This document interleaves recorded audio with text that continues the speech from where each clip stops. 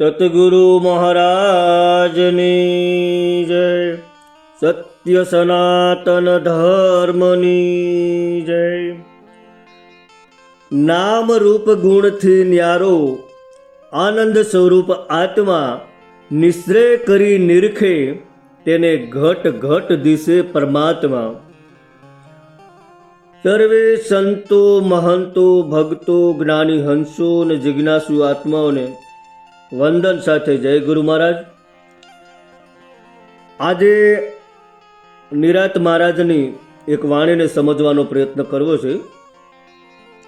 સંતોએ વાણીમાં, ભજનોમાં, સત્સંગમાં નામનો જ ખૂબ મહિમા ગાયો છે। નિરાત મહારાજે પણ આ ભજનમાં નામને જ સર્વશ્રેષ્ઠ ગણ્યું છે। જગતમાં એની તુલના જ ના થઈ શકે, એની કોઈની સાથે સરખામણી જ ના થઈ શકે, એ વાતને ખૂબ સરળ રીતે સમજાવી છે। તો ભજનને મતિ અનુસાર સમજવાનો પ્રયત્ન કરું છું, અને એમાં કોઈ ખામી કે ત્રુટિ રહે તે મારી હશે, આપ મોટું મન રાખીને ક્ષમા કરશો। તો જોઈએ ભજનના શબ્દો। પહેલા મુખડામાં નિરાત મહારાજ શું કહે છે કે નામ સમોવડ નથી જાણજો, કેવા સરખું કહીએ રે, થાવર જંગમ સભર ભરાભર, સદગુરુ શબ્દ લઈએ રે, નામ સમોવડ નથી જાણજો, કેવા સરખું કહીએ રે। નિરાત મહારાજે આ ભજનના મુખડામાં જ કહી દીધું છે કે નામની સાથે તુલના કરી શકાય એવી જગતમાં કોઈ વસ્તુ જ નથી। સંતોએ નામનો જ મહિમા ગાયો છે। તો નામ એટલે બ્રહ્મ, ચૈતન્ય તત્વ, શુદ્ધ સત્તા, પરમાત્મા। નામ એટલે સમગ્ર સૃષ્ટિનું ધારક, નિભાવક અને સંચાલક શક્તિ। તો અહીં નામ શબ્દ એ કોઈ ઉચ્ચાર, અક્ષર અથવા મંત્ર નહીં, પણ નિરાકાર પરમાત્માનું જીવંત ચૈતન્ય, જેને શ્વાસમાં, હૃદયમાં, ચૈતન્યમાં અનુભવી શકાય, તેનું નામ છે નામ। આમ તો એનું કોઈ નામ જ નથી, અનામી છે, પણ સમજવા માટે સંતોએ નામ એવું નામ આપ્યું છે। નામ એટલે પરમાત્મા, અને પરમાત્માના નામની બરાબરી કરી શકાય એવી કોઈ વસ્તુ જ નથી। તે નામ સત્ય છે, અને તે નામથી અનેકોનો ઉદ્ધાર થાય છે। બીજા નામો તો ઘણા છે, પણ તેનાથી કોઈને મુક્તિ મળતી નથી। એટલે તો સંતો એક સાખીમાં પણ કીધું છે કે કોટી નામ સંસાર મેં તામે મુક્તિ ના હોય, આદિ નામ ગુપ્ત હૈ જાને સંત વિરલા કોઈ। આ આદિ નામની વાત છે, અને સંતો આ નામને જાણવાનું કહે છે। કોક વિરલા જ આ નામને જાણી શકે છે। આગળ કીધું કે કહેવા સરખું કહીએ।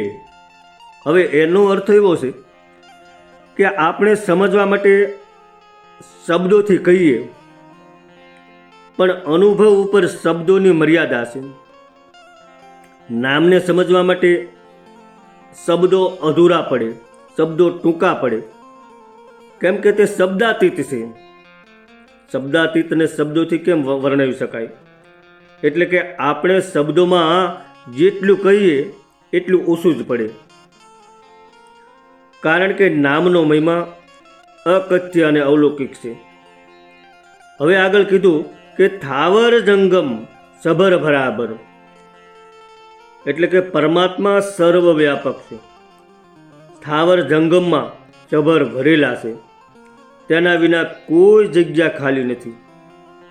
તો સ્થાવર એટલે કે સ્થિર છે, જે વસ્તુ સ્થિર છે, એક જ જગ્યાએ સ્થિર રહે છે એવી વસ્તુ, હલતું ચલતું નથી, જે અચળ છે, એક જગ્યાએ જ રહે, દાખલા તરીકે પર્વત, ધરતી, વૃક્ષ વગેરે।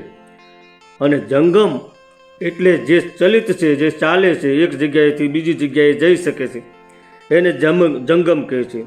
દાખલા તરીકે મનુષ્ય, પ્રાણી, પક્ષી, જીવજંતુ વગેરે। તો આ સ્થાવર અને જંગમ, આ બધામાં એટલે કે પૂરી સૃષ્ટિ નામના તત્વથી ભરેલી છે। પણ એને કોણ જાણી શકે છે? જેને પૂરા સદગુરુ મળ્યા છે તે નામને જાણી શકે. સદગુરુના શબ્દનો મર્મ સમજે છે તેને તે વસ્તુની પ્રાપ્તિ થાય છે. હવે કીધું કે સદગુરુ શબ્દ લઈએ રે, તો સદગુરુનો શબ્દ એટલે ઉપદેશ, નામ બોધ, અગર દીક્ષા, જે ચેતનામાં આપણા અંદર રહેલા નામને પ્રગટ કરે છે. હવે આગળની કડીમાં શું કહે છે કે ઓળખીને અંતરમાં લાવો, પ્રેમે પકડી રાખો રે, અરધ ઉરધના ઘાટમાં એ અછવ્યો રસ સાખો રે. તો આ કડીમાં નિરાંત મહારાજ કહે છે કે માત્ર જાણવું પૂરતું નથી, પણ સદગુરુની કૃપાથી પરમ તત્વને ઓળખી અને તેને પોતાના અંતર હૃદયમાં સ્થિર કરવાનું છે. વસ્તુની પ્રાપ્તિ થયા પછી પણ જો પ્રેમ નહીં હોય ને તો મેળવેલું પણ ગુમાવવું પડે છે. પ્રેમ છે તે પરમાત્માને પામવાનું સાધન છે, કારણ કે પ્રેમથી જ નિષ્ઠા રહે છે. પ્રીતમદાસે એટલે જ સાખીમાં કીધું છે કે પ્રેમ વિના પાવે નહીં ભલે હુનર કરો હજાર, કહે પ્રીતમ બિના પ્રેમે નહીં મળે નંદકુમાર. પરમાત્મા પ્રત્યે પ્રેમ હશે તો જ આ સત્ય વાત સમજાય છે અને કદી ભૂલાશે નહીં. પ્રેમે પકડી રાખો એટલે તે તત્વને પ્રેમથી, શ્રદ્ધાથી, ભાવથી અડગ રીતે પકડી રાખો. શ્રદ્ધા તમારી ડગવા ન દો. આગળની કડીમાં એમ કીધું છે કે અરધ ઉરધના ઘાટમાં એ અસવ્યો રસ ચાકો રે. તો અહીં અરધ ઉરધના ઘાટની વાત બહુ મહત્વની છે. અરધ એટલે નીચે અને ઉરધ એટલે ઉપર, એવો સાદો અર્થ થાય, પણ અહીં સંતોએ શ્વાસ ઉશ્વાસની ક્રિયામાં પ્રાણના વહનની વાત કરી છે. આ યોગ ક્રિયાની વાત છે. શ્વાસ ઉશ્વાસની ક્રિયા ઉપર નીચે થયા કરે છે. પ્રાણનું મૂળ કેન્દ્ર નાભી છે અને ઊંચું શિખર શૂન્ય શિખર છે. તો આ અરધ ઉરધના ઘાટમાં શરીરના આંતરિક ઘાટ, જેમાં ચક્રો, નાડીઓ, પ્રાણદંડ, હૃદય સ્થાન, આ બધાનો સંકેત છે. અને એમાં અસવ્યો રસ ચાખવાનો છે, જે દિવ્ય અનહદ ચેતનાનો અમૃતરૂપી રસ, જે ક્યારેય પણ ચાખ્યો ન હોય તેવો અમૃત રસ છે. જે આ ઘાટે ગયા છે તેમને આ રસની પ્રાપ્તિ થઈ છે. હવે આગળ શું કહ્યું છે કે જીભ વિનાની જુગતી જોડો, મહામુક્તિને માણો રે, મન કર્મ વચને માની લે છે, સૌમાં કોઈ એક સાણો રે. આગળ જે અચવ્ય રસ ચાખવાની વાત કરીને, પણ આ રસના સ્વાદની જીભને ખબર પડતી નથી. આ તો જીભ વિનાની જુગતી છે. જીભ તો ખાટું, ખોરું, મોળું, તીખું, તુરું, કડવું, મીઠું, આ ષષ્ઠ રસને પારખે છે, પણ આ રસ તો તેનાથી કંઈક અલગ જ છે. તેથી પારખ કરવા માટે જ જુગતી કરવી પડે છે. તે રસ કેવો છે તે જીભ બતાવી શકતી નથી, એટલે તેને જીભ વિનાની જુગતી કીધું છે.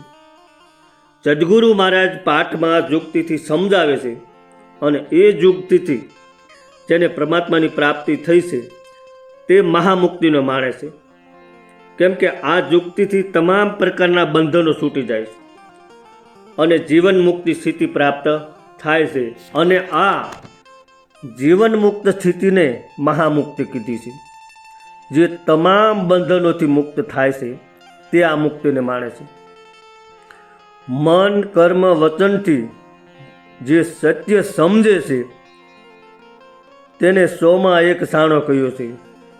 શું કામ સાણો કીધો છે તે આગળની કડીમાં કહે છે કે નાશવંતનો નેડો મૂકીને સંત શરણાગત રહીએ રે, મૂર્ખના માન્યામાં ન આવે, માને તેને કહીએ રે.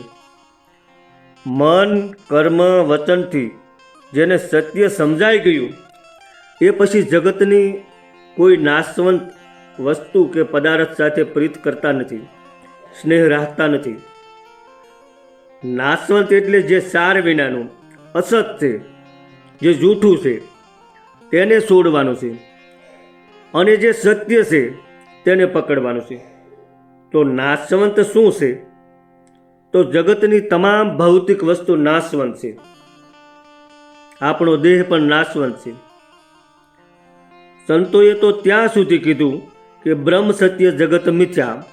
જગત મિથ્યા છે, બ્રહ્મ આત્મા પરમાત્મા એ સત્ય છે.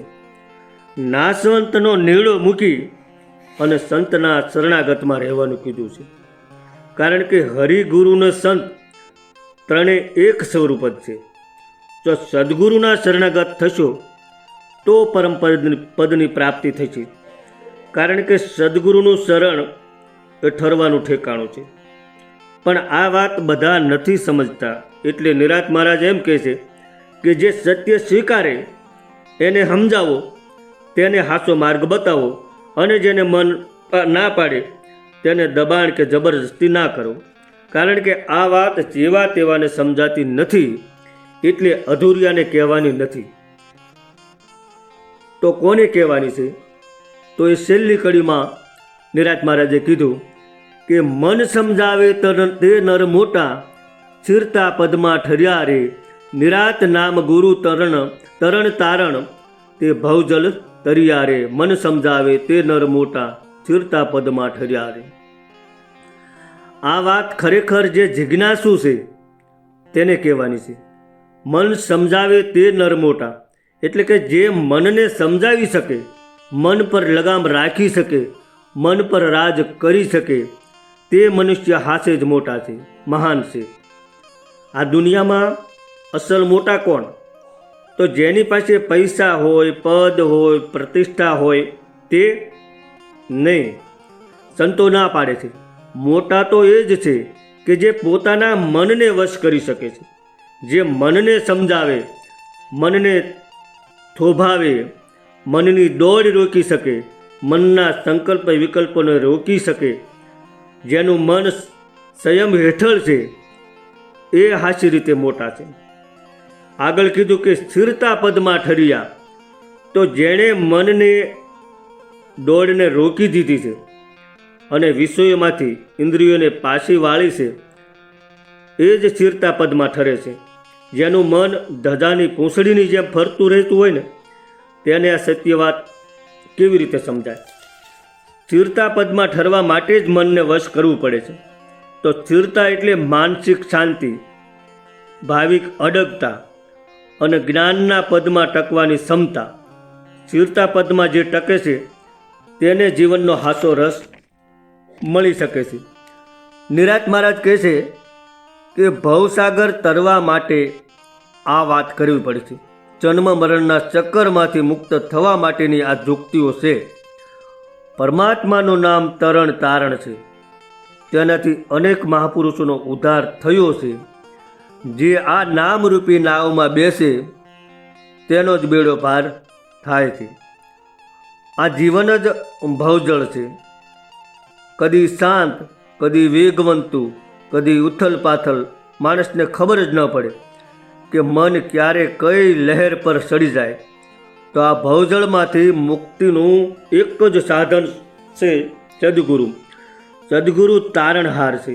આશા સદગુરુ મળી જાય તો ભવસાગર તારી દેશે. આમ આ આખા ભજનને સાર તત્વ તારવો હોય તો આ 5 વાત છે. કઈ કે નાશવંતને છોડો, સત્યને સ્વીકારો, આશા સંતનો આશ્રય લ્યો, મનની માન્યતા છોડો, મનને જીતો, સ્થિરતા મેળવો, ગુરુ અગર પરમાત્માના નામને નિરંતર ધારણ કરો.